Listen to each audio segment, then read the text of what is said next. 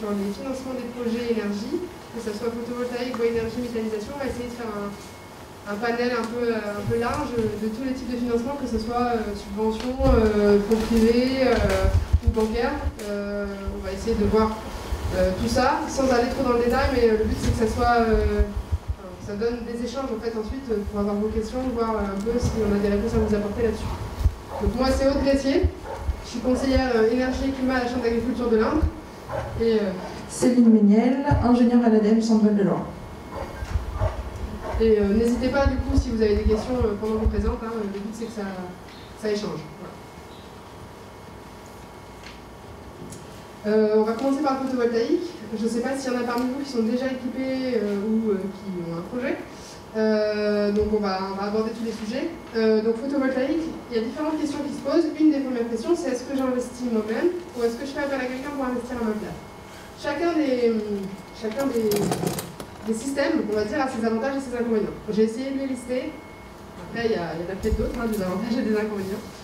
Si vous voulez investir vous-même, seul, au niveau d'une exploitation, il faut que vous soyez en mesure de porter l'investissement au niveau de l'exploitation. Il faut avoir en tête que c'est vous qui serez responsable de la vente d'électricité. Donc, ok, vous portez l'investissement, mais en face, vous avez un revenu issu de la vente d'électricité. Et après, vous maîtrisez les délais du projet, c'est-à-dire que c'est vous qui menez votre projet de A à Z, vous savez quand ça commence, vous savez quand ça finit, en gros. Attention, donc dans ce cas-là, il y a nécessité d'avoir, comme je l'ai dit, une capacité d'investissement, quand même, pour pouvoir investir dans le projet. Et par contre, il y a un retour sur investissement en face, c'est intéressant.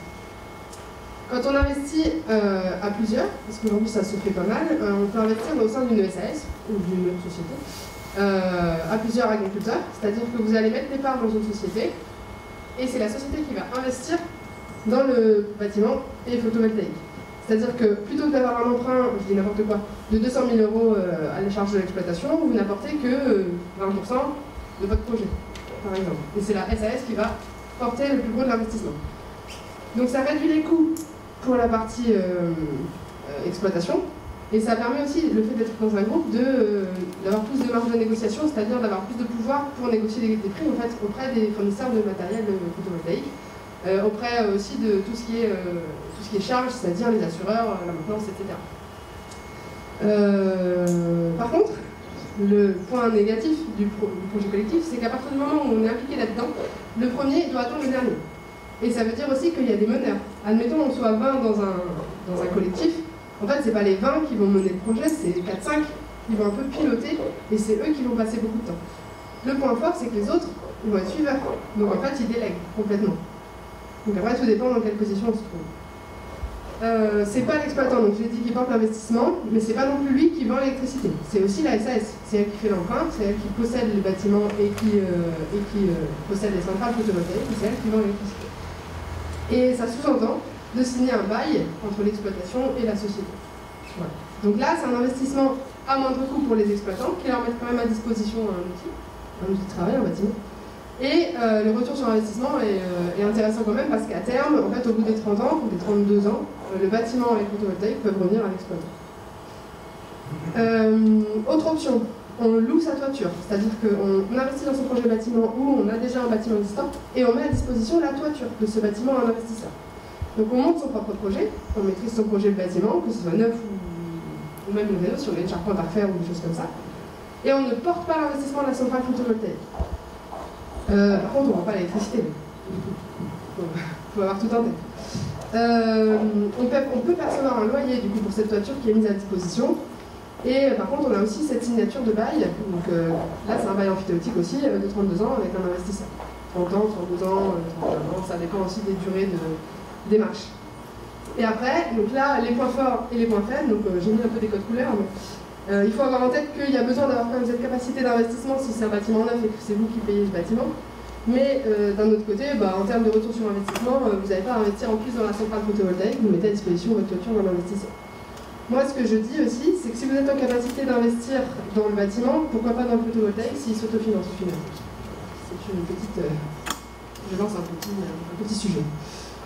Et après, vous pouvez faire appel à un investisseur pour l'ensemble du projet, que ce soit bâtiment et photovoltaïque. Et là, c'est dans ce cas-là, par exemple, quand vous n'avez pas la capacité d'emprunt sur l'exploitation, vous faites appel à un investisseur qui va vous mettre un bâtiment à disposition. À noter quand même qu'il y a une partie des frais qui restent à votre charge, notamment en général le permis de construire, le terrassement, une partie du raccordement, les bardages, les aménagements, etc. Ça reste à votre charge. Donc après, il faut peser les pour et les contre de chacun des projets. Et on a aussi un bail. Donc là, c'est un bail à construction de 32 ans, donc de la même durée que ce que j'ai dit juste avant. Voilà. Donc ça fait investir à moindre coût, et vous avez un outil de travail à moindre coût. Et ça, c'est dans les cas le plus souvent, c'est dans les cas où on n'a pas forcément la capacité d'en. Voilà. Pour continuer sur le photovoltaïque, il y a des choses à savoir. Donc au niveau subvention, il n'y a pas de subvention en fait en photovoltaïque. Le photovoltaïque lui-même, si vous vous installez une centrale solaire sur un bâtiment agricole, il n'y a pas de subvention. En fait, on part du principe que le tarif réglementé, le tarif dont je parlerai à midi dans la conférence qui est de l'autre côté, le tarif qui est fixé, qui est réglementé au niveau national, ce tarif sert de soutien en fait, à la filière. Donc on part de ce principe-là et donc il n'y a pas besoin de subvention. On n'a pas de subvention, on a un tarif réglementé. Après, au niveau financement tiers, donc c'est pour rejoindre ce que j'ai dit juste avant, en fait, vous avez des investisseurs qui se positionnent à la fois sur la toiture et sur le bâtiment. Il y en a certains dans la salle d'ailleurs. Et après, vous pouvez aussi faire appel à des citoyens en financement participatif. C'est le cas, hein, si vous allez sur des plateformes de financement participatif, je ne sais pas si vous êtes allé voir, pour des projets de grande envergure, ça se voit beaucoup. Pour des projets à l'échelle d'une exploitation agricole, ça se voit beaucoup moins. Mais il y en a quelques-uns.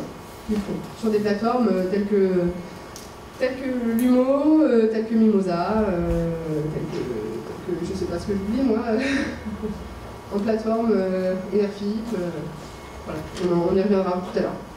Et au niveau financement bancaire, ce qui se pratique aujourd'hui avec le tarif actuel et dans le contexte où on est aujourd'hui, on a besoin, pour que ça vaille le coup économiquement, que notre projet photovoltaïque excède un taux de recouvrement de la dette, donc le DSCR, de 115%.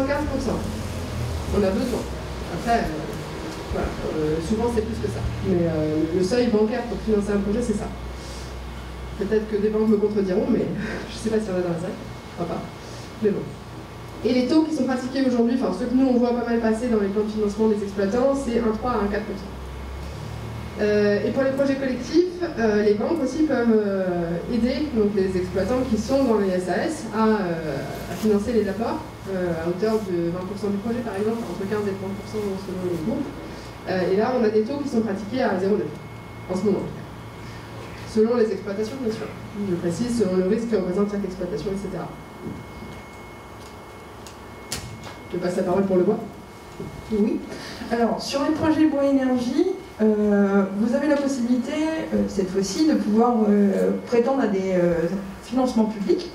Donc, aujourd'hui, il existe des financements au niveau de l'ADEME sur deux aspects d'un projet bois énergie, sur son étude de faisabilité, puis sur son investissement. Donc, c'est deux financements qui sont décorrélés, c'est-à-dire vous faites une étude de faisabilité, vous ne faites pas d'investissement, parce que l'étude de faisabilité n'est pas pertinente, ou en tous les cas ne donne pas les résultats attendus, vous n'êtes pas engagé à faire l'investissement. Sur le conseil, au niveau du conseil régional également, vous avez des dispositifs d'aide, cette fois-ci uniquement sur l'aide à l'investissement pour le projet bois énergie, mais également sur la production de biomasse. Le FEDER, qui est aujourd'hui le fonds européen géré par la région, est également sollicitable pour des aides à l'investissement. Et vous pouvez également, en fonction des territoires dans lesquels vous vous trouvez, avoir des collectivités qui vous proposent des aides à l'aménagement ou à la production de biomasse.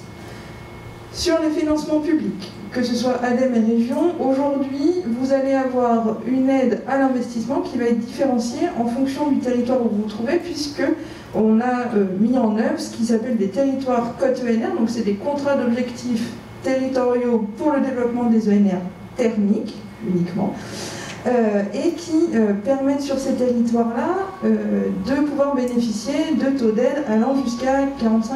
45%, oui, c'est ça. Si vous êtes sur ce territoire-là. Si vous n'êtes pas sur ces territoires-là, vous pouvez prétendre à des aides, cette fois-ci uniquement régionales, mais qui sont à des taux moindres, de mémoire 20% maximum. Autour de 20% maximum, c'est ça. Vous allez également retrouver des financements par des tiers. Aujourd'hui, Aude l'évoquait juste avant, on peut retrouver sur les projets d'énergie renouvelable des financements participatifs ou des collectifs citoyens qui se créent pour pouvoir aider, et non pas porter forcément toujours en propre, des projets de bois énergie. Et donc, par exemple, Énergie Partagée, qui a une antenne régionale, fait ce type d'investissement avec des financements tiers. On ne l'a pas précisé, mais la plupart des projets bois énergie qu'on accompagne, nous, au sein des réseaux, c'est des projets collectivités, pas mal. Et il y a quelques projets d'agriculteurs, après, en fait, c'est des entreprises, en fait, c'est des projets d'entreprise, donc que ce soit des agriculteurs ou d'autres entreprises, que ce soit des industriels, etc., bénéficient du même dispositif. Exactement. C'est juste différent des particuliers. C'est le secteur économique, en fait. On va distinguer avec les financements publics le secteur économique du secteur privé, du secteur public. Par rapport au taux d'aide. La dernière possibilité de financement, c'est le financement bancaire. Donc là, on va être, enfin c'est très variable, il n'y a pas une solution qui s'applique à tous. C'est-à-dire qu'on se rend compte en région, mais pas qu'on a des projets qui vont être de taille très variable. Et donc du coup, au niveau des emprunts bancaires, on va aller de sommes de 10 000 € à 500 000, voire plus, en fonction des projets. Parce qu'en fait, dans un projet bois énergie, il y a à la fois l'investissement de la chaudière, de la chaufferie, de l'espace chaufferie, mais également le réseau de chaleur. Donc tout ça fait que les enveloppes montent très vite parce que les coûts des réseaux de chaleur sont colossaux. Je ne sais pas s'il y en a parmi vous qui ont déjà été confrontés à ce type de projet, mais c'est des grosses enveloppes et c'est pour ça aussi qu'il y a des gros soutiens de la part de certains financeurs, comme l'ADEME et la région, à ce type de projet. 45% de subventions sur des projets à des montants comme ça. À plusieurs millions d'euros parfois. Ouais, plusieurs millions d'euros parfois, voilà, c'est important de le souligner, quoi. Surtout dans les zones où on n'a pas le gaz. Je pense notamment à certaines zones perdues dans le Berry, par exemple, parce que moi je suis de l'Indre. On a des zones où il n'y a pas de gaz, et donc le seul moyen de desservir des habitants d'une commune, c'est de mettre en place un réseau de chaleur bois, par exemple, pour éviter d'avoir une dépendance à l'électricité ou au fioul. Et on ne l'a pas précisé, mais les aides financières, qu'elles soient de l'ADEME ou de la région, il n'y a pas de seuil minimal. Il y a un seuil minimal au niveau du FEDER, mais un petit projet, s'il est sur un territoire côte-ENR, peut bénéficier de 45% d'aide maximale, au même titre qu'un gros réseau urbain que vous allez retrouver surtout en Orléans. C'est la même règle pour tout le monde. Et c'est pas comme un PCAE. Je ne sais pas si parmi vous, il y en a qui ont fait des dossiers de subvention PCAE ou PPE anciennement, où on a un minimum d'investissement à faire, en fait. Il faut investir une certaine enveloppe pour pouvoir bénéficier de subventions, et là, c'est pas le cas. Voilà, dès le projet le plus petit qui soit, il bénéficie de ce dispositif. Je vous ai pas demandé tout à l'heure, est-ce que vous aviez des questions sur le photovoltaïque? Je suis désolée. Non. Et sur le bois? Ok.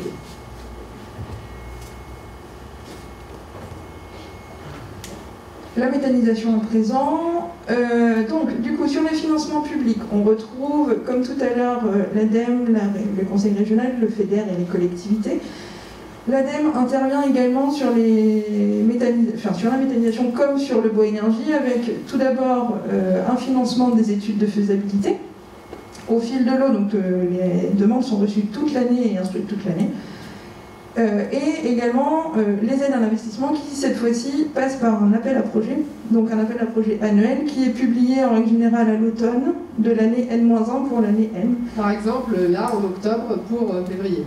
C'est ça. Normalement, c'est octobre, au plus tard en novembre, mais pour une clôture, février grand maximum, mais sans doute janvier en 2021. Je complète ce que tu as dit. Pour les études de faisabilité, on a un financement à hauteur de 60... En fonction des porteurs de projets, mais en tous les cas sur le secteur agricole, c'est jusqu'à 60%.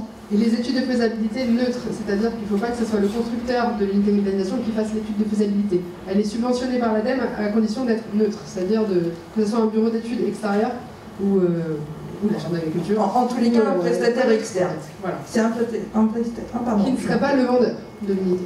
C'est ça, exactement. En fait, il ne faut pas qu'il y ait de parti pris dans la réalisation de ces études de faisabilité. Le Conseil régional intervient sur l'aide à l'investissement via l'appel à projet qui est commun avec l'ADEME, et il en va de même avec le FEDER. C'est-à-dire que les enveloppes régionales et FEDER sont gérées par le Conseil régional, et en fonction des disponibilités budgétaires chaque année, ce sont des lignes budgétaires qui sont sollicitées dans le cadre de l'appel à projet. Est-ce que tu veux dire les quelques grandes lignes de des critères, entre guillemets, de cet appel à projet? Alors, je ne sais pas si on le fait maintenant ou si plutôt on y revient une fois qu'on a balayé, parce que je pense que du coup, il y a une complémentarité à trouver. Donc après, vous avez également les collectivités qui peuvent aujourd'hui intervenir sur les projets de méthanisation avec une participation à l'aménagement. On le voit notamment sur la réalisation de voiries, ou faciliter la desserte du site, la mise en place d'un tourne à gauche, ou dans les zones artisanales, le fait de mettre à disposition des terrains pour des valeurs un peu moins élevées que ça serait autrement. Les intégrer dans leur plan d'urbanisme également, voilà, c'est des genres de soutien financier ou non que peuvent apporter les collectivités. Il arrive même que la collectivité investisse dans le terrain et le loue, en fait, que ça passe en charge pour le projet, qui avait par exemple un investissement trop important pour supporter aussi un achat de terrain. Voilà, il y a plein de possibilités en fait, à partir du moment où la collectivité est impliquée dans le projet. Donc on y retrouve ce que vient de citer Aude, le soutien technique et logistique, mais également des subventions. Aujourd'hui, certaines collectivités apportent des subventions, alors plus ou moins importantes, mais en tous les cas peuvent le faire. On retrouve après en typologie de financement le financement par des tiers. Donc sur la méthanisation, on va retrouver trois grandes catégories. On va retrouver les fonds d'investissement. Aujourd'hui, il en existe plusieurs, on vous en cite deux, mais il y en a d'autres encore. Il y a le fonds Eiffel Gaz Vert et Agri Impact. L'objectif de ces fonds d'investissement, c'est d'intervenir généralement sur un temps court au lancement du projet. Ensuite, on va retrouver les fonds participatifs et les collectifs citoyens. Donc là, pareil, on vous en cite quelques-uns, mais il y en a d'autres. Donc on a Mimosa, Lumo, Enerfip, Énergie Partagée, avec, sur ces financements participatifs, plusieurs typologies de participation. Une entrée au capital, des levées de fonds et donc la proposition de prêt auprès des porteurs de projets de méthanisation. Et vous pouvez également avoir dans ces collectifs des collectifs citoyens qui se constituent, alors soit prise au capital pareil, soit prêt fait à la société qui porte la méthanisation, mais également une participation à la gouvernance. Et en dernier lieu, vous avez l'ouverture au capital, donc, qui va pouvoir finalement concerner les deux catégories d'au-dessus, mais qui, cette fois-ci, peut être faite de façon directe avec des développeurs, qui vont être soit sur de l'énergie méthanisation, soit sur l'énergie renouvelable en général, mais également des industriels du secteur sur lequel s'implante l'unité de méthanisation, ou des citoyens et des particuliers qui vont être intéressés par ce projet. Voilà pour le financement tiers. Au niveau des financements bancaires, en fait, ce qui nous permet même, nous conseillers aussi, de voir un peu les tenants et les aboutissants de chaque projet de méta, et c'est aussi ce que regardent les banques, c'est les indices qui sont sur le côté là. Donc vous avez par exemple, quand c'est en injection, les euros par normand mètre cubeur, en fait, on est dans l'idéal autour de 30 000 euros. Quand vous regardez les euros par kilowatt électrique, là, c'est en cogénération, on est autour de 8 000 euros. Et quand vous regardez le TRI, l'objectif c'est que ça soit à 7 ou 8%. Et le taux de DSCR est autour de 130. Voilà. Donc ça, c'est un peu les critères qui sont regardés au niveau bancaire pour accompagner un projet. Après, c'est bien plus compliqué que ça. Hein. C'est pas juste avec 4 critères qu'on détermine si un projet est viable ou pas. Mais ça aide déjà à voir si son projet vaut le coup ou pas, tient la route ou pas, et voir s'il faut s'entourer pour le faire avancer. Le critère là qui est moindre. Un critère qui n'est pas négligeable, c'est aussi les 20% d'apport aujourd'hui. Après, dans apport, vous pouvez mettre beaucoup de choses, y compris les subventions. Donc du coup, pour reboucler avec ce que tu évoquais tout à l'heure sur les critères, on va retrouver côté financeur public également une analyse des critères financiers qui sont regardés par les banques, mais on va également avoir dans le cadre de l'appel à projet, qui est bien à distinguer de l'étude de faisabilité. Pour prétendre à une étude de faisabilité, il n'y a pas de critères à remplir, si ce n'est de réaliser cette étude de faisabilité en respectant un cahier des charges large qui est mis à disposition et qui doit être neutre par rapport à votre projet. C'est-à-dire que les critères qu'on va retrouver après d'éligibilité ou de sélection dans l'appel à projet pour l'investissement ne sont pas à prendre en considération pour l'étude de faisabilité. Donc sur l'appel à projet annuel, on va retrouver, on va dire, plusieurs grandes catégories de critères et d'éligibilité et de sélection. L'éligibilité, c'est pouvoir prétendre à être candidat à l'appel à projet. Sélection, c'est parce qu'aujourd'hui, on se retrouve face à un grand nombre de projets qui candidatent et il nous est nécessaire de les classer pour les prioriser en cas de besoin, notamment pour les problématiques budgétaires. Ça aboutit à une note. C'est ça. Ils sont classés par ordre de notes. Et donc pour être éligible à l'appel à projet, bon, il y a des grandes généralités. Par exemple, le fait d'être implanté en centre-val de Loire, ça paraît évident, mais c'est régulièrement qu'on nous demande si c'est possible.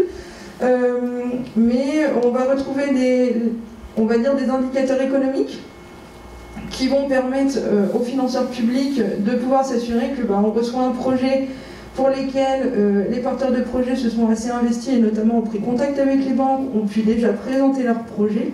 Donc on va retrouver les objectifs financiers, les capacités d'apport en fonds propres ou quasi-fonds propres. Et après on va être sur des critères là plutôt de fonctionnement de l'installation, avec le plan d'approvisionnement, le périmètre d'approvisionnement, le périmètre d'épandage du digestat, que je n'oublie rien sur la partie technique. La valorisation, la valorisation énergétique, c'est aussi un critère, cette fois-ci d'éligibilité. C'est-à-dire que pour une unité de méthanisation d'injection, on va demander à ce qu'elle soit la plus performante possible. Donc à minima, les porteurs de projet doivent garantir de pouvoir valoriser 80% de leur énergie. En cogénération, c'est 55. Chaleur incluse, c'est là où, du coup, sur la cogénération, il y a un vrai enjeu territorial de valorisation énergétique. Dans le cadre de l'appel à projet, on est très vigilant aujourd'hui sur l'acceptabilité des projets de méthanisation. Je pense que je n'apprends rien à personne, mais ce n'est pas toujours la partie la plus facile. Et donc, du coup, on va être très vigilant sur le fait que les porteurs de projets aient bien présenté leur projet sur le territoire, aient bien associé que ce soit les collectivités, les services de l'État, mais également leurs voisins, les riverains les plus proches, mais pas forcément uniquement les voisins les plus proches. Voilà sur les critères. Après, si vous avez des questions, n'hésitez pas. Est-ce que vous avez encore des critères d'innovation technique, comme lavage aux amides? Est-ce que c'est pris en compte? Et puis, qu'est-ce que je voulais vous dire? Est-ce qu'au niveau des financeurs, des investisseurs, est-ce que les collectivités territoriales, collectivités locales rajoutent des points supplémentaires? Bon, ça s'est vu cette année. Et je voudrais savoir si ça continue. Il faut que je répète, oui. Donc, est-ce qu'il y a encore des critères très techniques sur l'innovation à respecter, notamment sur le lavage aux amines? Et est-ce que... Au niveau des collectivités territoriales, est-ce que ça rapporte des points Au niveau des collectivités territoriales, est-ce que ça rapporte des points, notamment d'intégrer des biodéchets et ce genre de choses? Exactement. Alors, sur la partie critères d'innovation, ça fait toujours partie des critères qui vont être des critères de sélection et pas des critères d'éligibilité. Donc, c'est-à-dire que plus l'unité va proposer d'innovation, mieux elle va être notée. C'est-à-dire qu'on va retrouver la partie valorisation du CO2, lavage aux amines. On va retrouver également des innovations sur la valorisation chaleur qu'on trouvera sur des unités de cogénération. Donc ce n'est pas obligatoire, par contre ça fait partie d'un critère de sélection qui aujourd'hui pèse dans la note finale des projets pour les classer. Sur la partie collectivité, alors il y a deux choses. Il y a les collectivités, elles peuvent être partenaires financiers. Donc aujourd'hui, dans les critères de sélection, on a aussi le fait d'avoir, enfin ce qui va être en faveur, donc ce qui va donner le plus de points, c'est d'avoir une diversité d'apporteurs au capital, c'est-à-dire ne pas avoir forcément que des fonds que industriels, que agricoles, mais avoir une diversité. Donc ça fait partie des critères de notation. Et donc oui, si une collectivité participe, elle favorise à avoir une meilleure note. Et d'un autre côté, les collectivités, elles sont aujourd'hui producteurs, ou en tous les cas collecteurs de déchets, qui peuvent être fermenticibles et qui du coup peuvent rentrer en méthanisation. Et normalement, la bonification du traitement de ces biodéchets perdure sur les prochains appels à projets. Donc, intégration des biodéchets et mise en place d'une hygiénisation égale meilleure note. Égale meilleure note. Ça répond à votre question? Tout à fait. Et j'en aurais une dernière. Peut-on repostuler à un appel à projet? Peut-on repostuler à un appel à projet? Oui. Oui, aujourd'hui, alors du coup, dans le contexte qu'on n'a pas forcément évoqué, mais le contexte économique fait que l'année dernière, peut-être même remonter un peu plus, c'est-à-dire qu'en 2018, on avait 10 candidatures, en 2020, on a eu 25 préinscriptions, 18 candidatures déposées, avec des projets qui deviennent de plus en plus pertinents, donc ça c'est vraiment une bonne nouvelle sur la structuration de la filière, par contre qui deviennent souvent de plus en plus gros financièrement et qui du coup sollicitent de plus en plus de subventions. Alors c'est pareil, hein, c'est comme sur la concertation et l'acceptabilité, je ne vous apprendrai rien sur le fait qu'on n'a pas forcément des budgets extensibles à souhait. Et donc du coup, la réalité de terrain, c'est que sur l'appel à projet 2020, pour le moment, on n'a pas pu aider tous les projets qui étaient éligibles et de bonne qualité. Et donc, du coup, sur des projets qui n'auraient pas été aidés cette année, il n'y a pas du tout de problématique à recandidater. Bon, il faut refaire un dossier, mais j'ai envie de dire, il ne sera pas très différent de celui de l'année dernière. En tous les cas, à construire. Ce qui peut être intéressant sur des projets qui recandidatent, c'est d'avoir eu la capacité de temps, parce que parfois, on est peut-être un peu juste sur certaines démarches, d'avoir avancé sur les démarches réglementaires, d'avoir avancé sur le plan d'approvisionnement, et notamment les biodéchets. Mais pas que, enfin il n'y a pas que les biodéchets dans un approvisionnement, il y a les déchets aussi des industries, il y a les déchets agricoles qui font un approvisionnement global qui est analysé dans le cadre de l'appel à projet. Ça répond à la question. Oui, oui. Pouvez-vous me redonner une précision? Il me semble qu'il faut avoir signé aucun contrat avant de pouvoir postuler à l'appel à projet. Il ne faut avoir signé aucun contrat avant d'avoir signé l'appel à projet? Oui, alors ça c'est une règle générale à l'ADEME, mais également sur les financeurs publics. Quand vous faites une demande d'aide, il ne faut pas que vous soyez engagé contractuellement à réaliser l'opération avant d'avoir fait votre demande d'aide. Et c'est ça pour toutes les aides de l'ADEME. Et donc oui, sur l'appel à projet méthanisation, de fait c'est la même chose. C'est-à-dire que tant que vous n'avez pas fait votre demande d'aide, on considère que on ne pourra pas prendre en charge les dépenses sur lesquelles vous êtes engagé. Donc si vous signez un devis, si vous signez un bon de commande, c'est des dépenses qu'on ne prendra pas en compte. Et pour compléter, tu as parlé du gisement, du fait qu'il fallait qu'il soit diversifié. Il faut quand même qu'on ait des contrats ou des engagements de la part des apporteurs, autant que faire se peut, pour déposer son dossier. Oui, c'est ça. Aujourd'hui, chose qu'on n'a pas précisé non plus, dans le plan d'approvisionnement, aujourd'hui l'ADEME intervient dans le cadre de sa mission de développement des ONR d'une part, mais surtout dans le cadre de sa mission de gestion des déchets. Et donc du coup, dans le plan d'approvisionnement en région Centre-Val de Loire, on a limité la part des cultures, qu'elles soient énergétiques ou cultures intermédiaires, pour pouvoir garantir que dans les plans d'approvisionnement, on retrouve de façon structurelle une part liée à la gestion des déchets. Et les déchets au sens large, c'est-à-dire qu'on peut retrouver des effluents, on va retrouver des effluents agricoles, on va retrouver des effluents d'industrie agroalimentaire, des déchets d'industrie agroalimentaire ou des biodéchets de collectivité. Mais en tous les cas, cette part est limitée. Et donc là, je ne peux pas vous donner le seuil parce que c'est en grande discussion à l'échelle nationale à l'ADEME sur le seuil à retenir, mais l'année dernière c'était 65% de l'approvisionnement en tonnage brut entrant. Mais est-ce qu'on va avoir la capacité à faire la même chose cette année? Je ne sais pas. Rendez-vous dans quelques semaines. Et donc du coup, Aude, tu disais sur la diversification, c'est vraiment ce qui est recherché en fait, d'avoir un plan d'approvisionnement le plus abouti possible, avec des engagements qui sont des lettres d'engagement. On ne demande pas forcément à ce que tous les contrats soient signés, mais comment une partie des matières entrantes soit garantie.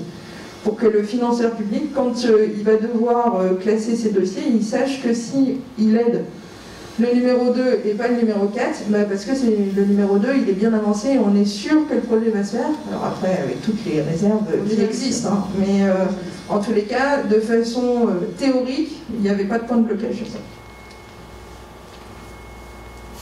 Sur les 25 dossiers que vous aviez l'année dernière, combien ont été aidés?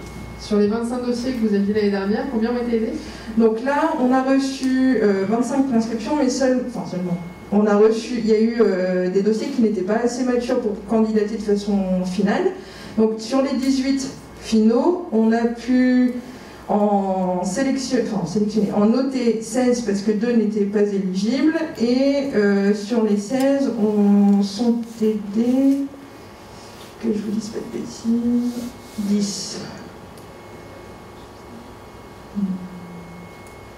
10 ou 11, je ne sais plus. Désolée. Je le sais par cœur d'habitude et là je l'ai oublié. Je vais compter et...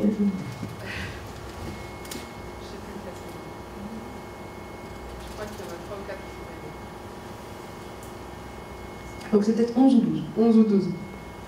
Sur 18 qui ont été donc sur 16 qui sur étaient 16.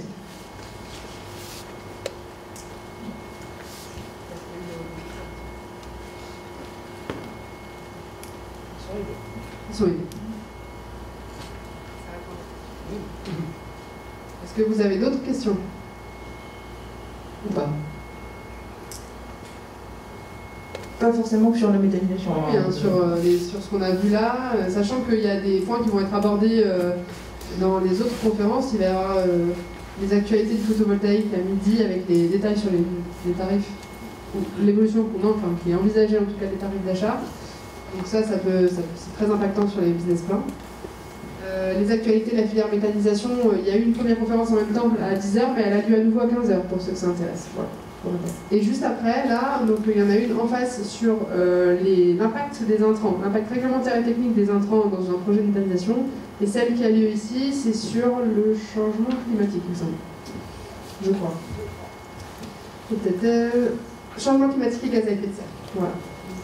Si vous n'avez pas d'autres questions, on vous invite. Si Tout à l'heure, quand vous parlez des photovoltaïques, vous parliez de maîtriser le projet de A à Z. Quand on le finance soi-même. Ça veut dire aussi la fabrication, c'est-à-dire que si on trouve un investisseur, ça peut mettre 2 ans de plus. Oui, il faut que je redise la question. Lorsque j'ai parlé du photovoltaïque tout à l'heure, j'ai dit que quand on investissait soi-même dans son projet, on maîtrise son projet. Je vais expliquer pourquoi j'ai dit ça. Et donc, deuxième question, quand on fait appel à un investisseur, ça veut dire qu'on ne maîtrise pas et que ça peut être plus long. C'est l'autre question. Ok. Alors, première question, quand on investit tout seul, en fait, on maîtrise ses délais dans le sens où on sait plus ou moins qu'un projet photovoltaïque, en un an et demi, il sort, il voit le jour. Le bâtiment, il peut être monté avant, et puis le photovoltaïque, du moment, enfin, de toute façon, au bout d'un an et demi, la plupart du temps, il tourne, il est sorti, il est raccordé, ça crache, quoi, entre guillemets. À partir du moment où on fait appel à un investisseur, après il y a d'autres contraintes. L'investisseur, il n'a pas que vous non plus. Il y a des cas, moi j'ai vu des cas après. Je suis conseillère en l'agriculture, je veux le bien des agriculteurs. Tout le monde me dira, enfin dira peut-être pas comme moi, mais moi je dis que un investisseur, il vient, il se positionne chez vous stratégiquement parce que il a de quoi investir et de quoi gagner de l'argent entre guillemets. Et il n'a pas forcément, pour certains, quand c'est des gros, besoin que ça se fasse dans les 6 mois ou dans l'année qui vient. Alors que votre bâtiment, vous en avez besoin tout de suite en général. Après, moi j'ai vu des cas où il y a eu des conventions qui ont été signées, des conventions partenariat. Finalement, derrière, le permis a été déposé 2 ans après, et encore 2 ans après, le bâtiment n'était toujours pas sorti de terre. Mais ça, c'est des cas particuliers. Après, moi, en tant que chambre d'agriculture, je préconise ce qui est mieux pour les exploitants, et de mon point de vue, c'est très bien si on a la capacité d'investir soi-même, et d'entrer dans une SAS de collectif d'agriculteurs, mais si vous n'avez pas les capacités, faire appel à un investisseur. J'espère avoir répondu. Merci. Est-ce qu'il y a d'autres questions ?